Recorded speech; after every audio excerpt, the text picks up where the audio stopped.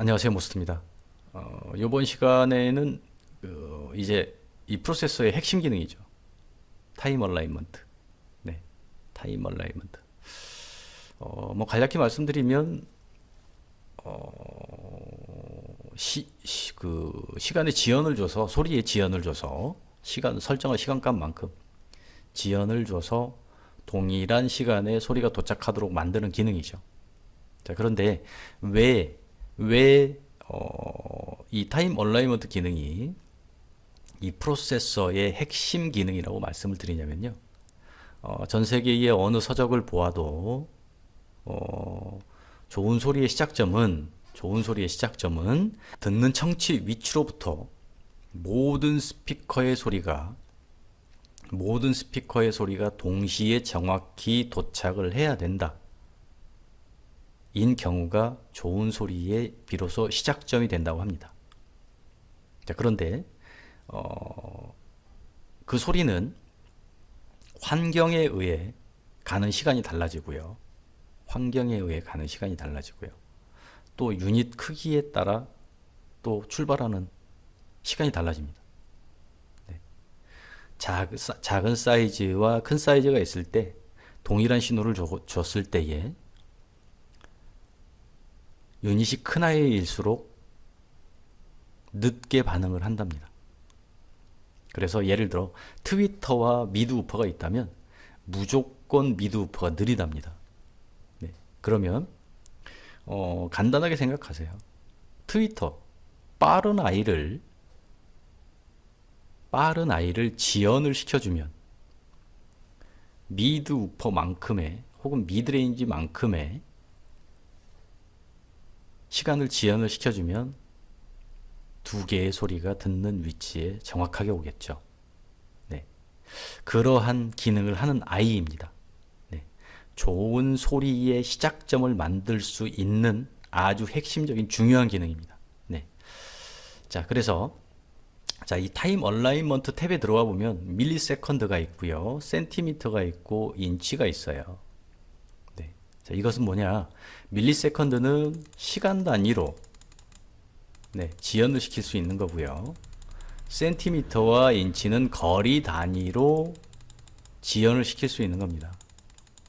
자, 그러면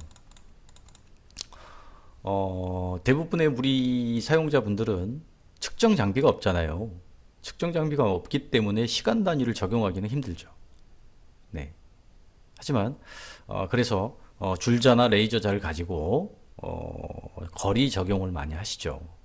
네. 하지만 소리는 어떤 장애물이 있게 되면 그만큼 도착하는 시간에 영향을 받게 돼요. 네. 그리고 우리 차량에는 많은 장애 요인들이 있죠. 그렇기 때문에 거리 대입은 거리를 측정해서 설정하는 방법은 오차가 있을 수 있습니다.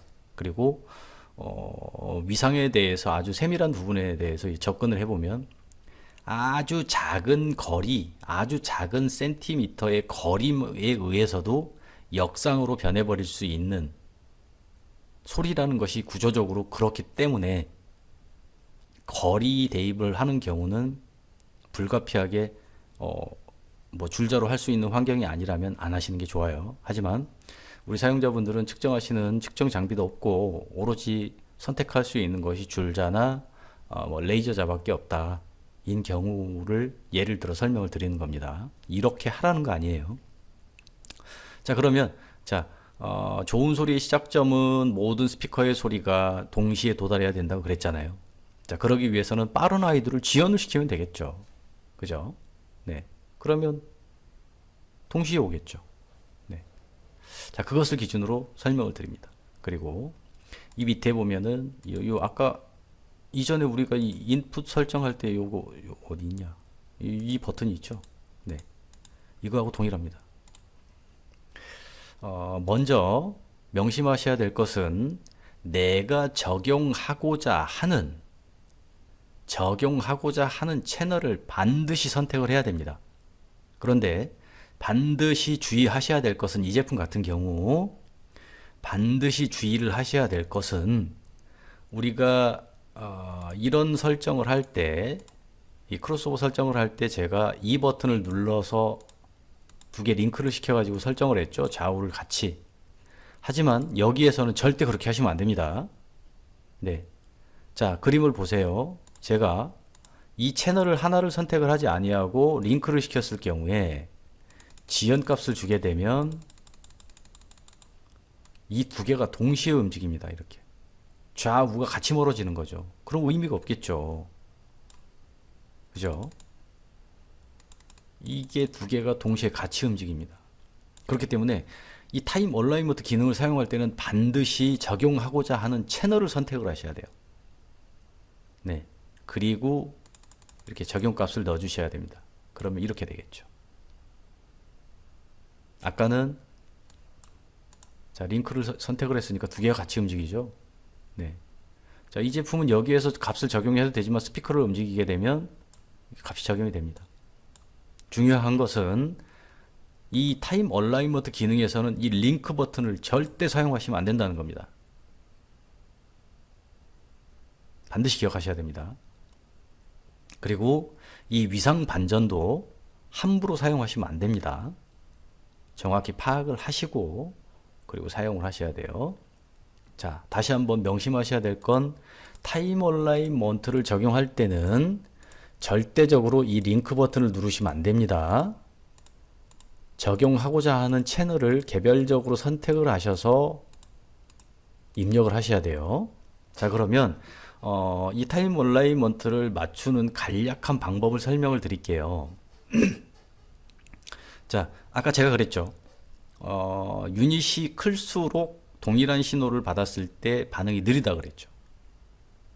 자, 그러면 우리는 목적이 듣는 위치에 모든 스피커의 소리가 동시에 도달하게끔 하는 게 목적이잖아요. 그죠? 자, 그러면 이렇게 보면 이거 좀 헷갈릴 수 있겠다. 좀 이해할 수 있게 이렇게 바꿔놓고 할게요. 차라리. 네, 이렇게. 그리고 헷갈리시니까 이렇게 그냥 간단하게. 이게 좀 더 복잡한가? 자, 이렇게 간단하게 설명을 드릴게요. 자, 이렇게 스피커가 이렇게 여러 개의 스피커가 있습니다. 그럼 운전자는 여기 있겠죠. 그러면 이 아이는 가장 가깝고 그 다음 아이들이 점점 멀어지죠. 그러면 가장 먼 아이를 기준으로 빨리 오는 신호를 지연시키는 거라고 그랬잖아요.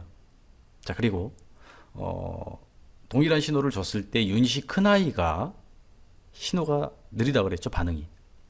자, 그러니 서브우퍼가 우리 운전자 위치에서는 가장 멀리 뒤에 있고 또 이 아이가 또 유닛이 가장 커요. 그럼 이 아이가 가장 멀겠죠.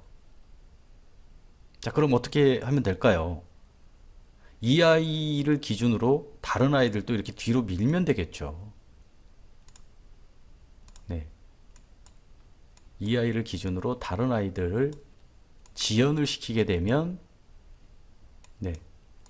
지연을 시키게 되면 이 아이하고 같은 거리를 입력을 하게 되면 만들어주면 되겠죠. 간략하게 생각하시면. 네. 자, 그러면 예를 들어 서브우퍼가 이 위치에 있고 이 아이가 가장 느린 아이니까 이 아이는 움직이면 안 되겠죠. 그죠? 이 아이가 가장 느리니까. 그러면 가장 가까운 아이가 이 아이가 되겠고요. 그럼 이 아이를 예를 들어 서브우퍼하고 거리 차이가 2m라고 보자고요. 예를 드는 겁니다. 그리고 이 아이가 50cm라고 보자고요.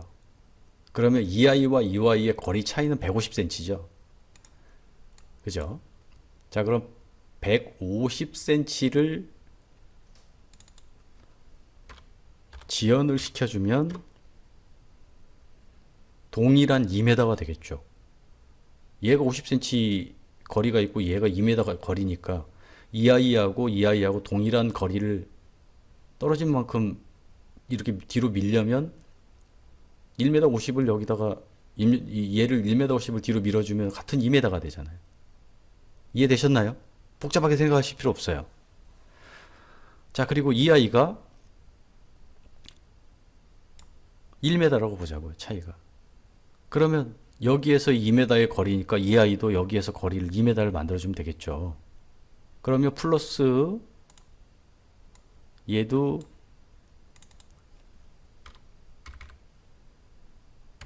1m를 만들어주면 되겠죠. 네. 이해되셨죠? 그런데 왜 반대로 하냐고요? 맞아요. 이 아이가 제일 가까우니까, 이 아이가 제일 가까우니까 가장 많이 밀어야 되겠죠, 뒤로. 그 다음에 이 아이가 이 아이보다는 머니까 그만큼 덜 밀어야 되는 거죠. 네. 이렇게 마찬가지로 거리를 계산해서 그냥 간략하게 생각하세요. 얘가 2m다. 그러면 여기에서 스피커까지 거리를 다 2m를 만들면 되는 겁니다. 다. 간단하죠. 네. 이 아이가 2m, 여기에서 이 청취석에 들었을 때, 그러면 2m를 기준으로 이 아이도 여기 청취석에서 2m, 이 아이도 청취석에서 2m, 이 아이도 2m, 이 아이도 2m. 이렇게 만들면 돼요. 네. 그러면 그 방법은 거리값을 재어서 그 오차만큼 플러스를 시켜주면 이 아이들이 뒤로 지연이 되겠죠. 네. 아주 간단합니다. 네. 이렇게 거리로 입력시키는 방법은. 네. 이렇게 타임 얼라인먼트 네, 사용하는 방법에 대해서 알아봤고요. 다시 한번 강조해드리고 싶은 것은 반드시 이 기능을 사용하실 때는 이 개별 채널을 선택을 하셔야 됩니다. 네. 이 링크 선택하시면 안 돼요. 링크 선택하면 좌우가 같이 움직입니다. 이렇게. 반드시 개별 선택을 하셔야 돼요. 이것만 반드시 기억하시면 됩니다. 네. 네, 감사합니다.